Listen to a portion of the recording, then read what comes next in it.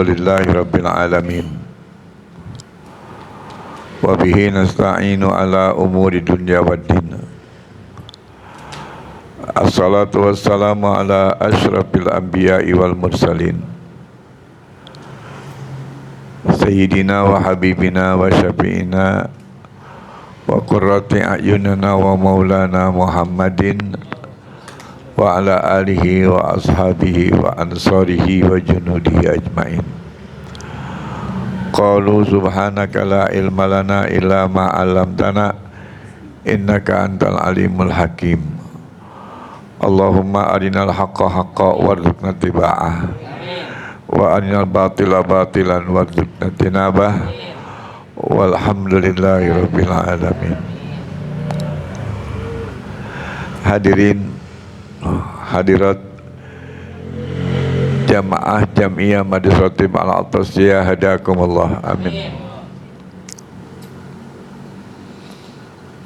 Hari ini dunia secara global lagi tidak baik-baik saja.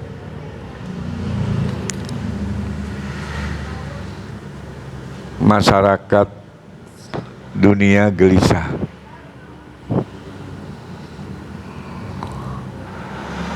Bagi mereka yang menganggap bahwa ini adalah kenyataan yang terjadi, yang mereka tidak menghendaki datangnya hal seperti ini, sehingga mereka menghadapinya dengan kegalauan. Sementara bagi mereka yang sadar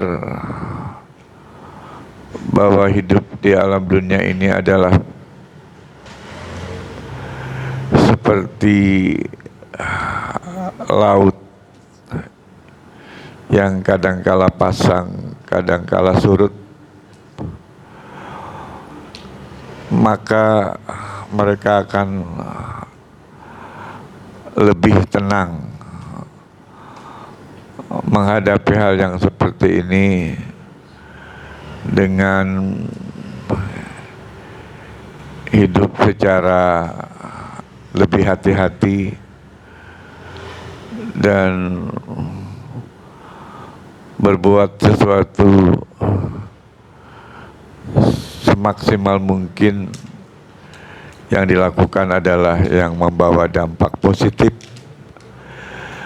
dari kehidupan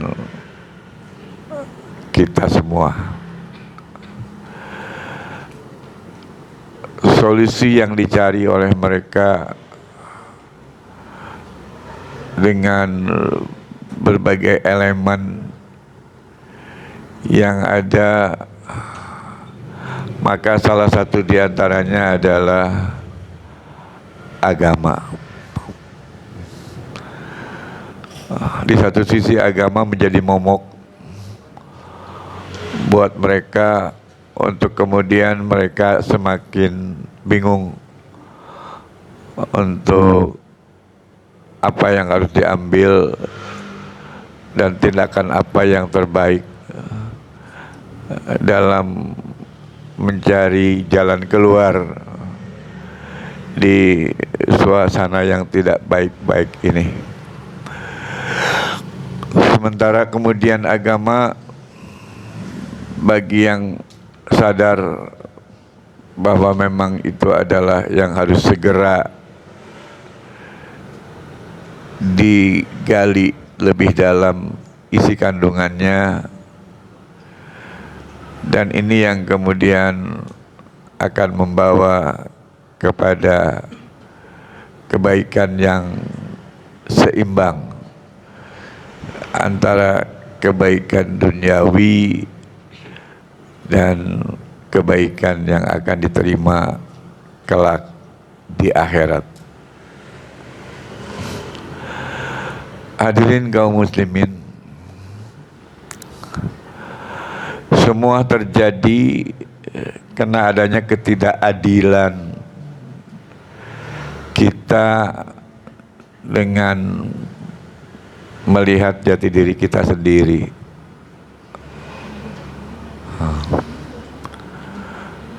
Amerika galau karena dengan mendukung Israel dalam menghancurkan dan membumi hanguskan Gaza, bagian daripada negara Palestina, banyak yang mengkritik. Bagi negara-negara besar, lawannya Amerika, responnya negatif, sehingga belanja rutin di negaranya keteteran, yang pada akhirnya dia mengadakan secara bombastis perang dagang. Dia taikkan pajak gila-gilaan untuk segera bisa masuk dana dengan cepat, sehingga negaranya bisa cepat stabil dan bisa bergerak lebih maju lagi. Tapi kenyataannya harapan Amerika menjadi terganjal, karena ternyata apa yang diinginkan oleh Amerika 50% tidak didukung oleh dunia lain, termasuk Cina. Lalu solusi yang kedua, kemudian dia baik-baik dengan Eropa, terutama dengan Rusia. Rusia hendaknya berhenti memerangi Ukraina. Dan belum lama ini Amerika pun minta kepada Perdana Menteri Netanyahu untuk memberikan izin bahwa makanan atau bantuan makanan yang akan dikirim ke Gaza supaya dibuka, jangan ditahan. Nah, cerita ini sekilas memang tidak ada kaitannya dengan agama, yang kemudian barangkali kalian bingung kenapa saya tiba-tiba bahas masalah ini. Sebetulnya apa yang Abi bahas adalah sangat erat kaitannya dengan agama. Diulangi lagi, agama adalah penyeimbang. Dan agama lah satu-satunya yang ngerti dengan yang namanya keadilan.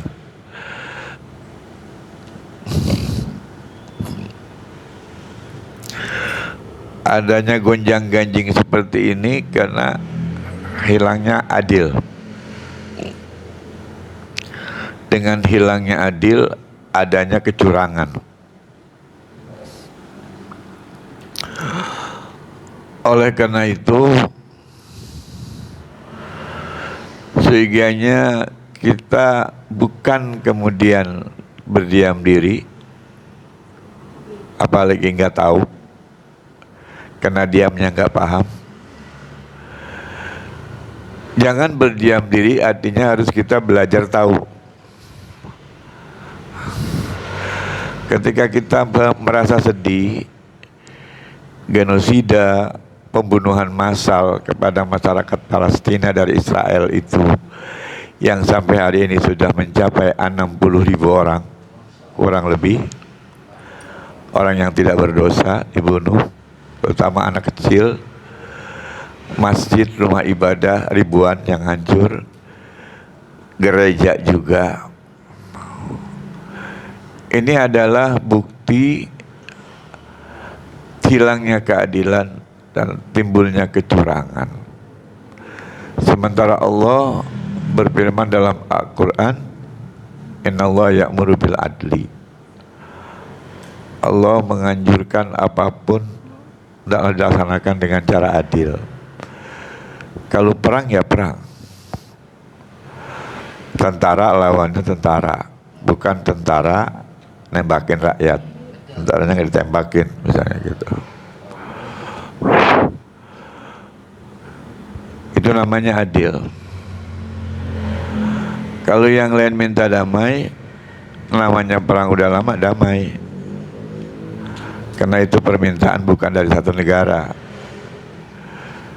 Kalau kemudian ada PBB untuk menjadi solusi untuk bisa mengamankan dunia, dia bagian daripada negara PBB, hendaknya dia sadar, saya adalah salah satu yang senantiasa bikin ulah tidak mendamaikan dunia. Saatnya saya harus sekarang ikut mendamaikan dunia. Tapi itu tidak terjadi.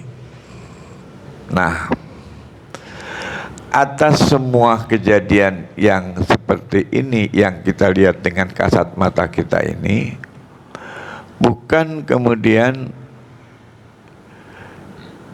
seakan-akan Allah membiarkan umat Islam dihina, tidak. Tetapi justru disinilah sebentar lagi akan berlaku firman Allah, asa antakrahu syai'an wa huwa khairul lakum wa asa antuhibbu syai'an wa huwa syarrul lakum. Jangan-jangan yang datang kepada kalian menyesakkan dada kalian, membuat kalian sedih, membuat kalian kecewa, sehingga kalian mengatakan, mana nih pertolongan Allah? Kok Allah membiarkan Islam dibunuhin? Tidak ada sama sekali yang disebut intan surullah surakum. Banyak orang yang kemudian berbicara seperti itu. Ingatlah apa kata Allah. Kalau Allah sudah menjadikan hal seperti itu, ya, di balik semua itu akan ada kebaikan yang akan diberikan oleh Allah kepada kita. Asa antakrahu syai'an wa huwa khairul lakum. Apa yang datang kepada kamu menyesakkan dada kamu, tidak menyenangkan hati kamu, di balik semua itu akan datang kebaikan yang berlipat ganda. Artinya ini adalah alamat Islam akan menang. Maka bagi orang yang mengerti tentang kejadian ini, mereka akan tenang. Palestina sebentar lagi merdeka. Dan umat Islam dunia akan memberikan selamat kepada Palestina, dan Israel akan mendapat malu secara propaganda dunia, bagaikan mukanya ditempokin tai kambing dan anjing. Ini akan terbukti. Insya Allah dunia akan mengadakan pertemuan seluruh umat Islam dunia atas nama Organisasi Konferensi Islam untuk membicarakan tentang Palestina di Qatar. Sebagian tentara Israel sekarang udah banyak yang stres. cuman nggak diekspos ke media, tapi bocor. Datanglah berita dari Al Jazeera mengatakan banyak di antara tentara Israel yang sudah masuk rumah sakit karena gila, karena dia bingung, nggak ngerti apa yang diinginkan oleh Netanyahu dengan pembunuhan massal ini yang namanya genosida. Hadirin, apakah kita yang orang Indonesia nggak boleh tahu? Harus tahu. Apalagi anak muda Islam. Di mana akan ada gairah kita berdoa kepada Allah kalau kita nggak tahu atau nggak belajar ingin tahu? Karena pada hakikatnya umat Islam tidak disekat oleh perbedaan warna kulit, oleh perbedaan bahasa, oleh perbedaan negara. Karena Islam diikat oleh agama yang berlaku untuk seluruh dunia. Dan umat Islam seluruh dunia adalah kalbunyan, seperti satu bangunan yang kokoh. Ya, kal jasadil wahid, seperti tubuh yang satu, kaki yang sakit, yang mengaduh mulut, yang keluar air mata, yang panas kuping, yang nyut-nyutan otak, padahal sakitnya di kaki. Demikian hendaknya kita melihat kondisi Palestina sampai hari ini. Dan ini masuk kepada ranah hablum minan nas, hubungan antara sesama manusia secara horizontal. Karena duribat alaihim zillati aina masukifu illa bihablim minallah wa hablim minan nas. Di mana saja kamu berada, kamu tetap dalam keadaan hina, kecuali kamu bisa melaksanakan hubungan secara langsung kepada Allah dan hubungan langsung antar sesama manusia yang seimbang.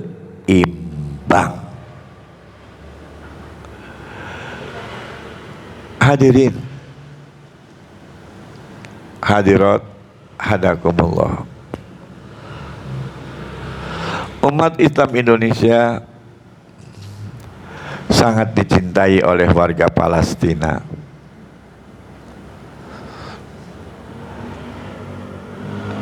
Warga negara Indonesia merayakan 17 Agustus, orang Palestina ikut naikin bendera Indonesia, bikin acara upacara 17 Agustus. Dan mereka belajar menyanyikan lagu Indonesia Raya dengan semangat, bahkan ada di antara mereka yang mengeluarkan air mata. Ini apa indikasinya? Palestina berharap Indonesia secara all out seyogianya senantiasa mendukung kemerdekaan Palestina, bukan hanya bisa mengirim makanan. Kalau bisa, kenapa tidak kita mengirim pasukan? Kalaupun tidak bisa, mengapa tidak kita ambil sebagian anak-anak yang masih kecil, tinggal dulu di Indonesia sementara negara Palestina belum merdeka, kita urus mereka sampai besar. Setelah Palestina merdeka, kita antarkan kembali. Itu sebenarnya menjadi harapan kita. Dan mudah-mudahan pemerintah kita diberi hidayah oleh Allah Subhanahu wa Ta'ala, dari presidennya sampai kepada lurahnya. Amin ya Allah. Bukan hanya ngurusin negara aja masih berantakan gitu, malah mencari kekayaan yang bukan haknya. Padahal ketika Indonesia menyatakan kemerdekaannya dengan membacakan proklamasi, salah satu negara yang mengakui Indonesia telah merdeka di negara Arab yang paling pertama adalah Palestina.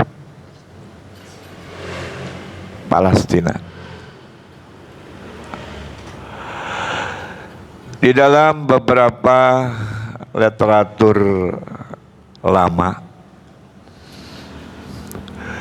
ketahuilah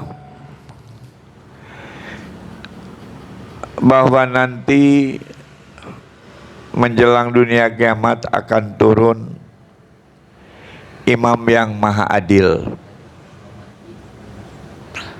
yang nyaris kepemimpinannya sama dengan kepemimpinan Nabi. Namanya sama dengan nama Nabi Muhammad. Ayahnya sama dengan ayahnya Nabi Muhammad, Abdullah. Dan itu digelar dengan Imam Mahdi. Dan dia akan lahir di Palestina, bukan di Arab, bukan di India seperti kemarin ada yang mengaku-ngaku bahwa saya Imam Mahdi. Yang namanya siapa itu? Qasim ya, Qasim. Ya. Yang dia tunjukkan kehebatannya. Enggak. Imam Mahdi yang namanya Muhammad bin Abdullah akan lahir di wilayah Palestina. Yang bakal menjadi musuh Imam Mahdi yang namanya Dajjal,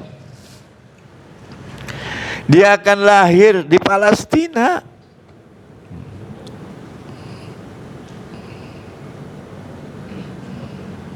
Woi, hati-hati. Dan Nabi Isa akan turun membantu Imam Mahdi. Turunnya juga di Palestina, karena Nabi Isa lahir di Palestina dan akan turun kembali di Palestina membantu perjuangan Imam Mahdi dengan mendakwahkan agama Islam yang dibawa oleh Nabi Muhammad SAW dan menghancurkan Dajjal beserta rombongannya. Siapa tentara-tentara yang akan membela Imam Mahdi nanti? Di dalam kitab-kitab yang sekarang udah ditemui, itu ditulis oleh Imam Ali bin Abi Thalib di saat Imam Ali menjadi khalifah, dan dia mendapat langsung informasi dari baginda Nabi besar kita Muhammad Sallallahu Alaihi Wasallam, di mana beliau mengatakan dalam kitabnya bahwa Imam Mahdi nanti akan dibantu oleh para tentara dari Yaman dan dari Indonesia.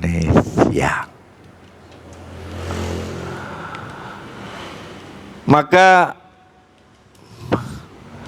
para ulama, para kiai hatinya sedih melihat kondisi sekarang, tapi tidak kecewa.